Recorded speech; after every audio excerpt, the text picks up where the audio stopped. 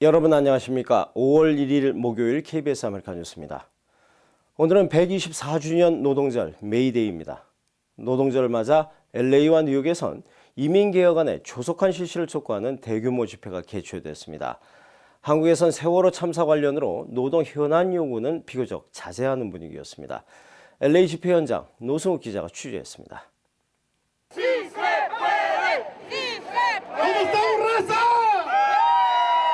우리는 할 수 있다.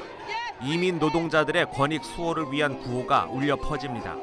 북소리와 함께하는 외침은 점점 더 커집니다. 이민 개혁을 촉구하는 배너들 속에 대형 성조기도 나부낍니다. 올해 LA 메이데이 행진에는 40여 개 인권단체와 수많은 군중이 함께 포괄적인 이민 개혁안 통과를 촉구했습니다.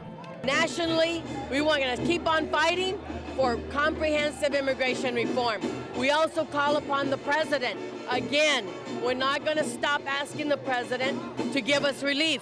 Stop deportations. 행진은 이민자들이 미국에 기여한 바를 상징하기 위해 차이나타운에서 시작했고 서류 미비자들이 구금되어 있는 연방구치소까지 계속됐습니다. 서류 미비자 추방을 중단하고 그들의 가족이 함께 살게 해달라는 외침에 한인 단체들도 목소리를 같이 높입니다. 이민자들의 가족들이 재결합을 유지해야 된다. 즉, 그 대사면이 이루어져야 된다. 상원에서는 이미 통과가 됐고 또 하원 지도부도 움직이지 않다가 최근에 들어서 올 여름 안에 이민개혁을 완수하겠다는 그런 의지들을 표명하고 있거든요. 그래서 이런 시기에 저희 커뮤니티에서 이민개혁에 대한 필요성을 더욱더 강조하고 제124회 노동조를 기념하는 집회는 LA뿐만 아니라 뉴욕을 비롯한 미 전국 수십 개의 대도시에서 열렸습니다. 한국에서는 세월호 희생자들을 추모하는 분위기가 아직 계속되고 있는 가운데 이번 노동절 집회에서 노동 현안 요구는 자제하는 분위기였습니다. KBS 뉴스 노수웅입니다. 제32대 한인회장 선거관리위원회가 오늘 단독 후보로 등록한 제임스 한 후보에게 당선증을 교부했습니다. 하지만 후보 등록 과정에서 이견과 논란이 거듭되면서 원칙에 근거한 선거 문화 정착이 매우 아쉽다 하는 지적입니다. 윤범수 기자가 취재했습니다.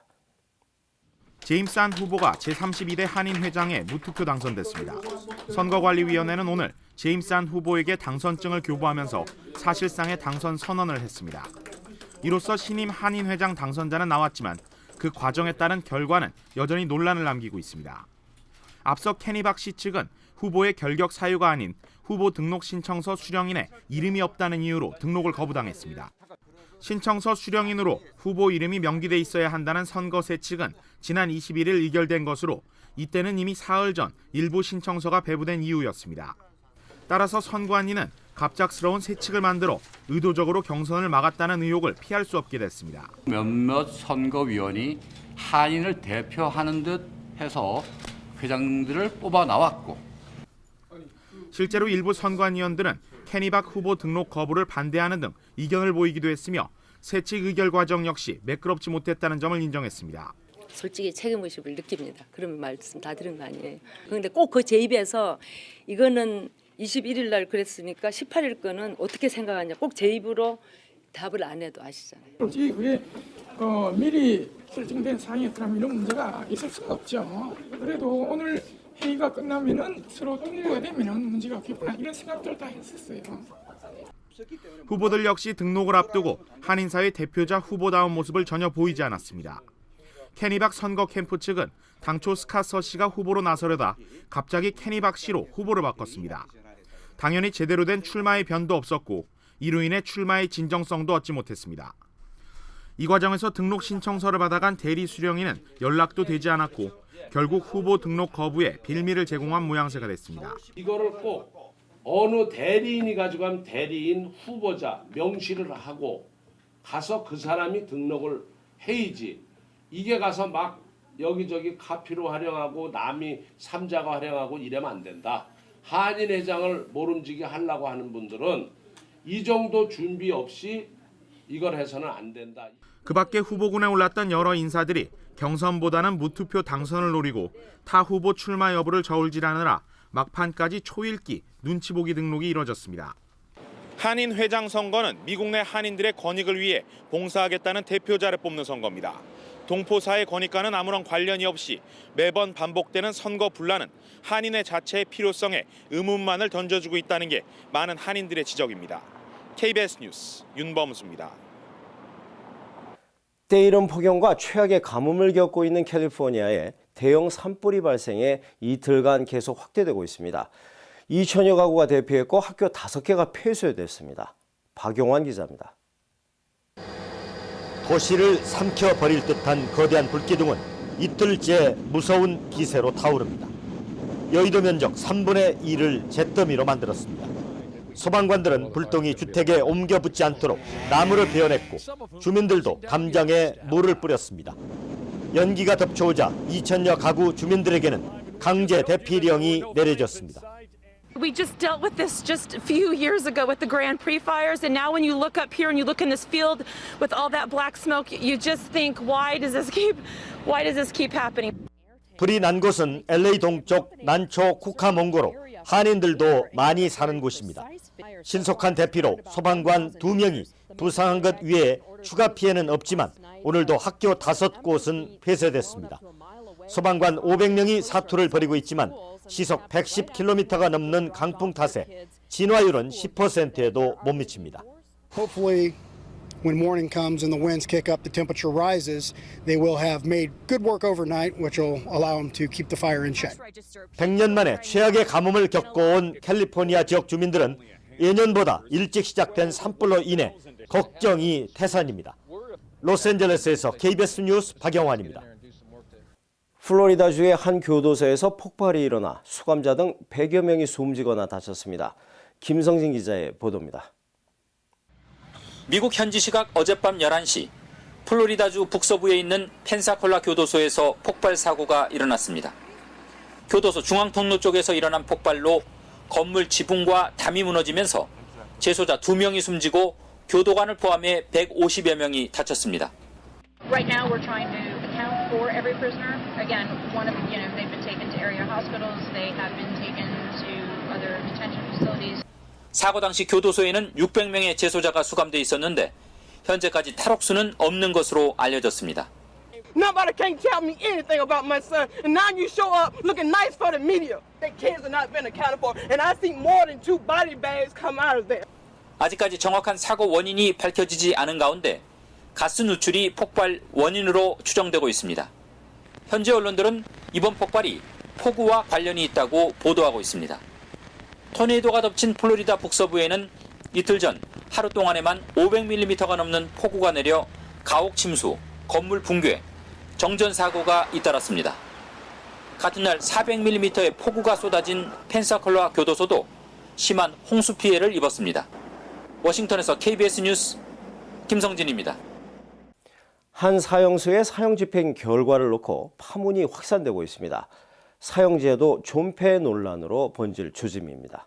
보도에 박태석 기자입니다. 사흘 전 미 오클라호마의 사형 집행은 말 그대로 엉망진창이었습니다. 약물 주입 도중 사형수가 심한 발작을 일으켰고 집행은 중단됐습니다. He mumbles something's wrong. He is lifting his whole upper shoulders and head off the gurney. 사형수는 사망했지만 10분 만에 끝나야 할 집행 절차는 45분이나 걸렸습니다. 주지사는 긴급 진상조사를 지시했습니다. There should not be another execution in this state until there's a full investigation into what went wrong. 극심한 고통을 유발하는 약물 주입 사형에 비난 여론이 들끓었습니다. This not only amounts to cruel and unusual punishment under the U.S. Constitution, but it could easily amount to torture under international law. 백악관까지 나서서 비판에 가세했습니다. Even when the death penalty is justified, it must be carried out humanely. And I think everyone would recognize that this case fell short of that standard. 뉴욕타임스는 이번 파문을 주정부 감독 주연의 공포 영화였다고 꼬집었습니다. 워싱턴 포스트는 사형제도가 범죄를 예방한다는 증거를 찾기 어렵다고 전했습니다. 현재 미국에서 사형제도를 유지하고 있는 주는 32곳에 이릅니다. 뉴욕에서 KBS 뉴스 박태서입니다. 차기 주한 미국 대사의 마크 리포트 국방장관 비서실장이 내정됐습니다. 오바마 대통령의 핵심 측근으로 아시아 관련 외교 안보 정책 수립에 중심 역할을 해왔지만 올해 41살의 나이에 일본이나 중국 주재 중인 미국 대사에 비해서 중량감이 떨어진다 하는 평가도 나오고 있습니다. 이강덕 기자입니다. 주한 미국 대사에 내정된 마크 리퍼트 미 국방장관 비서실장이 한미일 삼국 관계에 대해 처음으로 공개 발언을 하는 장면입니다. 리퍼트 내정자는 북한의 위험성을 가장 우선적인 현안으로 꼽으면서 미사일 방어 등과 관련된 한미일 3국의 협력 강화를 강조했습니다. I think we're looking forward for even more progress heading into Shangri-La, where we traditionally do a trilateral meeting at the minister level. 리퍼트 주한대사 내정자는 오바마 대통령을 상원 의원 시절부터 보좌하고 백악관 국가안보회의 비서실장을 지낼 만큼 핵심 측근입니다. 국방부에서는 차관보와 장관 비서실장을 지내며 아시아 중시정책 등 핵심 정책 입안을 주도했습니다. 올해 41살인 리퍼트 내정자는 케네디 주일 대사나 보커스 상원 의원 등 오바마 정부에서 임명된 주변국 대사에 비해 지명도나 중량감은 떨어집니다. 총리나 장관 출신, 최소한 차관급 이상을 지낸 주미 한국 대사와도 여전히 격에서는 차이가 납니다. 인사청문회가 밀려 있어서 리퍼트 내정자에 대한 상원 인준까지는 반년 이상 걸릴 가능성도 높습니다. 리퍼트 대사가 부임하면 오바마 정부와의 소통은 원활해지겠지만 한국 외교가 미국 정치에 휘말릴 위험성도 안게 됩니다. 워싱턴에서 KBS 뉴스 이강덕입니다. 해마다 전 세계 언론 자유 실태를 평가하는 국제 언론 감시 단체 프리덤 하우스가 한국의 언론 자유 순위가 지난해보다 4단계 하락한 68위라고 밝혔습니다. 보도에 이주환 기자입니다. 국제 언론 감시 단체인 프리덤 하우스의 언론 자유 평가에서 우리나라는 32점을 얻었습니다. 순위로는 전 세계 197개 나라 가운데 68위. 지난해 64위에서 4계단 하락했습니다. 2011년 70위, 2012년 68위, 지난해 64위로 꾸준하던 상승세가 꺾인 겁니다. 언론 자유에 있어선 부분적 자유국가로 분류돼 지난 2011년 언론 자유국 지위를 상실한 뒤 3년째 언론 자유국 지위 회복에 실패했습니다. In South Korea is in the partly free category is the relatively high level of internet censorship for, obviously a very democratic country. So that's our primary concern in South Korea at the moment. 국가별로는 네덜란드와 노르웨이, 스웨덴이 1위에 올랐고 벨기에와 핀란드가 뒤를 이었습니다. 반면 북한은 34년째 꼴찌로 최악의 언론 탄압국이라는 오명을 면치 못했습니다. 한편 지난해 23위였던 미국은 30위로 추락했습니다. 스노우든의 폭로대로 국가안보와 관련한 취재에 미 행정부가 제약을 가하고 있다는 점이 그 이유로 지목됐습니다. 보고서를 발표한 프리덤 하우스는 전 세계의 언론 자유가 지난 10년 새 가장 낮은 수준이라며 우려를 표시했습니다.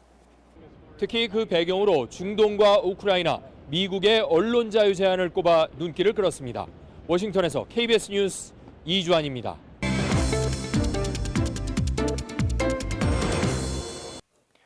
뉴욕 증시가 고용지표 발표를 앞두고 관망세를 보이면서 혼조세로 마감했습니다.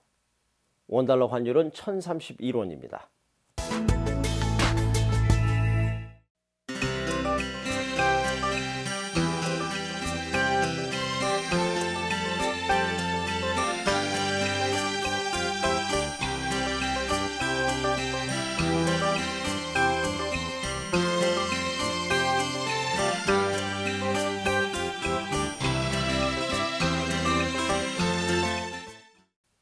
목요일 밤 KBS 아메리카 뉴스를 마칩니다. 시청해주신 여러분 고맙습니다.